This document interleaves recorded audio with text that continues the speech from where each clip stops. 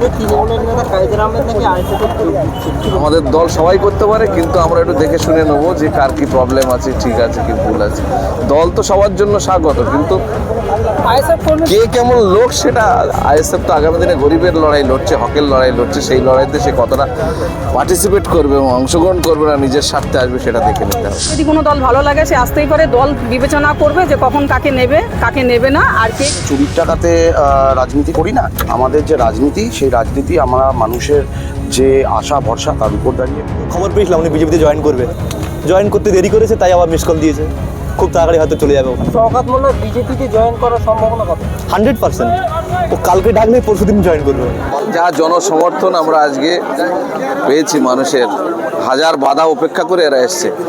আর প্রশাসন তো সকাল থেকে একবার এখানে একবার ওখানে দৌড় করিয়ে করতে দিতে চায় না, এরকম একটা পরিস্থিতি। তারপরেও আমরা যেভাবে মানুষের ভালোবাসা আশীর্বাদ পাচ্ছি, তাতে করে ভালো রেজাল্ট হবে, এটুকুনি বলতে পারি। এই যে কাদা মাঠ, এই মাঠে শোভা কিভাবে সম্ভব? কিছু করার নেই, মানুষ যাকে ভালোবাসে কাদা ঝড় বৃষ্টি উপেক্ষা করে তার কাছে ঠিক পৌঁছাবে।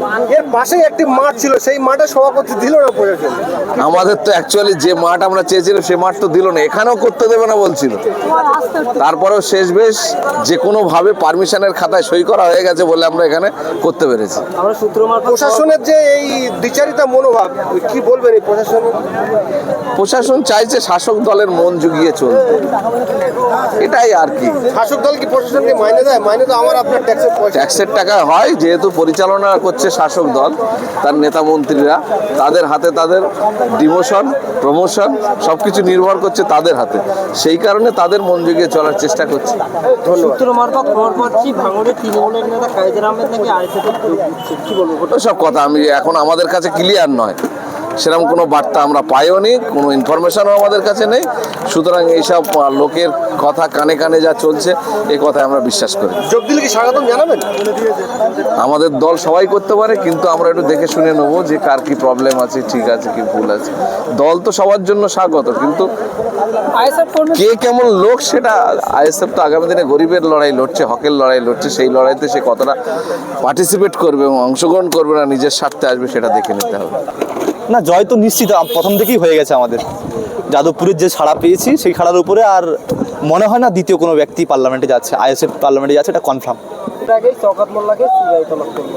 না, স্বাভাবিক তো, ওটা তো স্বাভাবিকই ছিল। গোপন সূত্র মতো খবর পেয়েছিলাম উনি বিজেপিতে জয়েন করবে, জয়েন করতে দেরি করেছে, তাই আবার মিস কল দিয়েছে। খুব তাড়াতাড়ি হয়তো চলে যাবে। শওকত মোল্লা বিজেপিতে জয়েন করার সম্ভাবনা কত? 100%। ও কালকে ডাকলে পরশু দিন জয়েন করবে, উনি বাধ্য। এই প্রসঙ্গে কালকে আমরা শুভেন্দু অধিকারীকে প্রশ্ন করেছিলাম, উনি রেগে আগুন। কি বলবেন? না, স্বাভাবিক, ওটা ভাব দেখায় ওই রকম।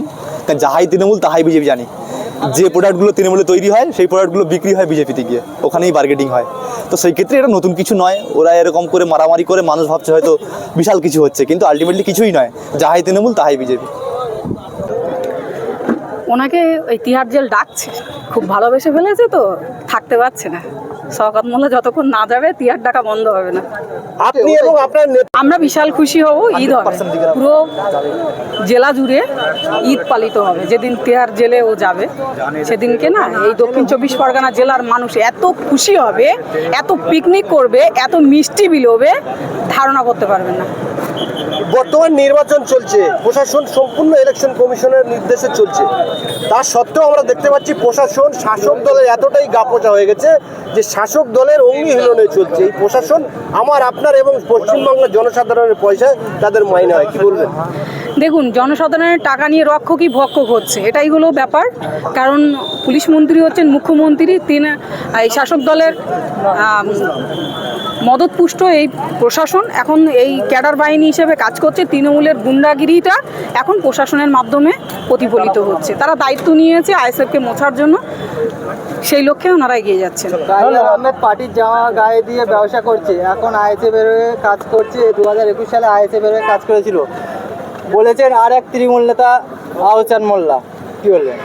দেখুন, ওরা কি না বলে, হতেই পারে কারো যদি কোনো দল ভালো লাগে সে আসতেই পারে, দল বিবেচনা করবে যে কখন কাকে নেবে কাকে নেবে না। আর কে কি করছে সেটা তার ব্যক্তিগত ব্যাপার। তো যে আহসান মোল্লা এই কাইজারের নামে এলিগেশন লাগাচ্ছে, সেই কাইজার আর আহসান একসঙ্গে হাত ধরে ঘুরতো, আজকে হয়তো ওই আঙুর ফল খেতে না পারলেই টক হয়, এরকম একটা বিষয় হয়ে গেছে, হতেই পারে। ওটা তাদের ব্যক্তিগত ব্যাপার, ওই নিয়ে আমি কিছু বলতে চাইছি না। তারা বুঝবে, তাদের দল বুঝবে, আমরা আমাদের দল থেকে আমরা ওটার আগে আইএসএফ কর্মীদেরকে গ্রেপ্তার করছে, তাহলে কি ভয় পেয়েছে শাসক দল? তো অবশ্যই ভাঙড় মানেই তো এখানে আইএসএফ, তো ভাঙড়ের আইএসএফকে দমানোর জন্য তো গ্রেপ্তার করবে। তৃণমূলকে দিয়ে এতদিন অত্যাচার করতো, সেটা দলের নাম খারাপ হচ্ছে, যে প্রশাসনকে দিয়ে মিথ্যা কেসে মিথ্যা এলিগেশনে তাদেরকে জেলে পড়ছে। যারা অন্যায় করবে প্রশাসন তাদের বিরুদ্ধে স্টেপ নিক, আমাদের কোনো দুঃখ নেই, কিন্তু যদি নিরপরাধ কাউকে অ্যারেস্ট করে তাহলে আমরা তার জন্য প্রতিবাদ করব, আন্দোলন করবো, মাঠে ময়দানে লড়াই করব। কি লড়াই জারি থাকবে? অবশ্যই লড়াই জারি থাকবে। সেন্ট্রাল ফোর্স দেওয়া হয়েছে, এখানে কেন্দ্র বাহিনী রয়েছে। যদি ওরা সঠিক কাজ করেন ফোর্স, তাহলেই শান্তিপূর্ণ ভোট হবে। আর ভোট হলে আমরা 80% নাম ভোট পাবো আইএসএফ পক্ষ থেকে। এক চান্সে ভাঙড় থেকে আইএসএফ বেরিয়ে যাবে। পঞ্চায়েত ভোটেও তো সেন্ট্রাল ফোর্স দেওয়া হয়েছে, তারপরে হ্যাঁ, পঞ্চায়েত ভোটে সেন্ট্রাল দিয়েছিল কম মাত্রা, প্রত্যেকটা বুথে একটা করে, কোনো বুথে ছিলই না, সাদা আমাদের ওয়েস্ট বেঙ্গল পুলিশ দেওয়া হয়েছিল। সেই ক্ষেত্রে সেন্ট্রাল ফোর্সের সঙ্গে এই আমাদের বাংলার পুলিশের সঙ্গে একটা যোগাযোগ ছিল, তার ফলে লুটতরাজ করে বিভিন্ন জায়গায় আমাদের ভোট লুট করে আমাদেরকে হারিয়ে দিয়েছে। এই যে মানে কেন্দ্র বাহিনী যে এসছে, আমরা বিভিন্ন জায়গায় খবর পাচ্ছি যে শাসক দলে যারা রয়েছে তারা বিভিন্ন পয়সা দিয়ে তাদের সুরাপান করিয়ে তাদেরকে নিষ্ক্রিয় করে তারা ভোট লুট করার প্ল্যান করছে। সেটা আমরা খবর পেয়েছি, তবে আমরা জানিয়েছি নির্বাচন কমিশনে, ওখানে ওনারা বলেছেন যে আমরা নিরপেক্ষভাবে ভোটটা করার ব্যবস্থা করব, কোনো দুর্নীতি থাকবে না, এবং রাজ্য পুলিশ সেখানে কোনো রকম অংশগ্রহণ করবে না, ভোটে বুথের ভিতর হোক আর বাইরে হোক। সেই জন্য আমরা একটা বুক বেঁধে আছি যে যদি এই রাজ্যে নিরপেক্ষ ভোট হয় তাহলে আমরা বিরোধীরা অনেক সিট পাবো, এই আশা আমাদের মধ্যে আছে। আপনি মাস্টারমশাই মানুষ, সার্ভিস করেন, একটা শেষ প্রশ্ন করবো। এই যে আপনার জনগণের ট্যাক্সের পয়সায় পুলিশ প্রশাসনকে মাইনে দেওয়া, হেউজ একটা কোটি কোটি টাকা খরচা হয়, সেই পুলিশকে কোনো কাজে লাগছে না, শুধু শাসক দল বিরোধীদেরকে চমকানোর জন্য কাজে লাগছে। এত বড় ইলেকশন পুলিশ প্রশাসনকে নিষ্ক্রিয় করে রাখা হয়েছে। এই পুলিশ প্রশাসনের যে মাধুর্য, যে নাম, যে ঐতিহ্য, এর কিছু আছে আর বলে? খুব খারাপ জিনিস এটা, যেহেতু শাসক দল মনে যদি করে যে পুলিশদের হটিয়ে দেবো, পারবে না তো। পুলিশদের চাকরি তো একেবারে লাইফ টাইমের জন্য, আর তারা তাদের নিরপেক্ষতা বজায় রেখে, দেশের শান্তি শৃঙ্খলা বজায় রেখে, এবং রাজ্যে যেভাবে লুট চলছে, রাজ্যবাসীর অর্থ ট্যাক্সের টাকা লুট চলছে, সেই হিসেবে আমাদের রাজ্য সরকারের আওতায় যে সমস্ত পুলিশ আছেন ওনাদের অনুরোধ করবো আপনারা নিরপেক্ষ ভোটের ব্যবস্থা করুন, তাহলে আমরা রাজ্যবাসী আগামী দিনে আরও সুচ্ছল হতে পারবো এবং রাজ্যের অর্থনৈতিক সমৃদ্ধি আরও বৃদ্ধি পাবে। ধন্যবাদ। আমরা লোকসভা নির্বাচনে নির্ঘণ্ট ঘোষণা হওয়ার পর থেকেই আমরা আশাবাদী ছিলাম যে এই যাদবপুর যে কেন্দ্র, এই যাদবপুর কেন্দ্র আইএসএফের জয় সুনিশ্চিত। বারংবার আমরা এই কথা আমাদের প্রচারের মধ্য দিয়ে বলছি, এবং আলাদা করে প্রচারের মধ্য দিয়ে বলারও বিষয় নয়, সাধারণ মানুষ, জনতা জনার্দন, তারা ইতিমধ্যে তাদের রায় তারা সুনিশ্চিত করে ফেলেছেন। আগামী 1 তারিখ খামচিহ্নে 7 নম্বর বোতামে নূর আলম খানকে তারা ভোট দেবেন, এবং আমাদের যিনি প্রার্থী তিনি জয়ী হয়ে দিল্লিতে গিয়ে যাদবপুরের যে বঞ্চনা গত 15 বছর ধরে হয়ে চলেছে, সেই বঞ্চনার কথা উনি দিল্লির দরবারে গিয়ে বলবেন। এটা আমরা এই ব্যাপারে সম্পূর্ণ রকম আশাবাদী।